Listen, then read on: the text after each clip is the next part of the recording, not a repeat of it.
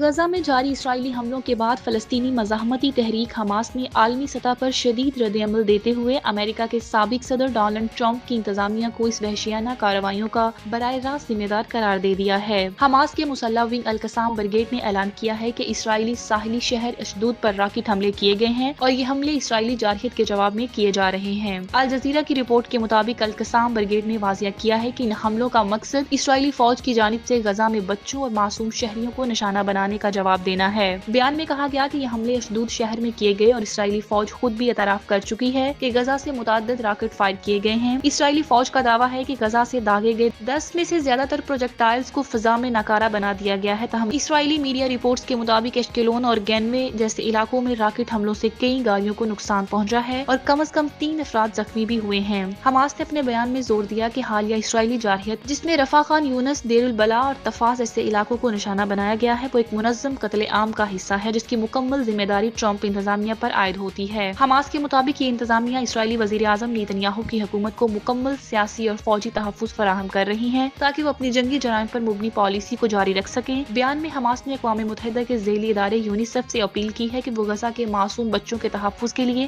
اپنی اخلاقی اور انسانی ذمہ داریاں ادا کریں اور ان کا قتل عام رکوانے میں کردار ادا کریں۔ فلسطینی مزاحمتی تحریک نے عالمی برادری، عرب اور اسلامی ممالک پر زور دیا کہ وہ غزہ میں جاری نسل کشی کی جنگ کو فوری طور پر روکنے کے لیے عملی اقدامات کریں، کیونکہ اب خاموشی کسی جرم سے کم نہیں رہی۔